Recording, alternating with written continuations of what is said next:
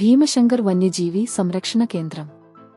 രാത്രിയിൽ മരത്തൊലികളിലും ഇലകളിലുമെല്ലാം തിലക്കവുമായി അവതാർ സിനിമയിലെ രംഗങ്ങളെ അനുസ്മരിപ്പിക്കുന്ന രീതിയിൽ അഭൗമ സൗന്ദര്യം വഴിഞ്ഞൊഴുകുന്ന കാട്.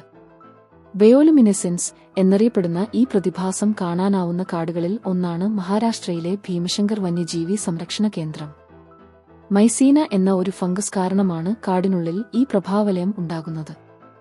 മൈസീനയുടെ 58-ലധികം സ്പീഷീസുകൾ ബയോലുമിനസെന്റ് ആണെന്ന് അറിയപ്പെടുന്നു. ഫോക്സ് ഫെയർ എന്നാണ് ഈ തിലക്കത്തിന് പേര്. ഫംഗസും അഴുകുന്ന മരവും തമ്മിലുള്ള പ്രതിപ്രവർത്തനത്തിലൂടെയാണ് തിലക്കം ഉണ്ടാകുന്നത്.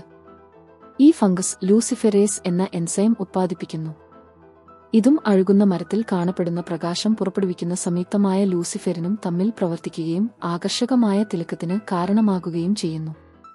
ലോകമെമ്പാടുമുള്ള മിതശീതോഷ്ണ ഉഷ്ണമേഖലാ പ്രദേശങ്ങളിൽ സമാനമായ ബയോലുമിനെസെൻസ് പ്രതിഭാസങ്ങൾ കാണാമെങ്കിലും ഭീമശങ്കർ വനം ഈ പ്രകൃതി പ്രതിഭാസത്തിന്റെ വ്യാപ്തിയും തീവ്രതയും കൊണ്ട് വേറിട്ടു നിൽക്കുന്നു.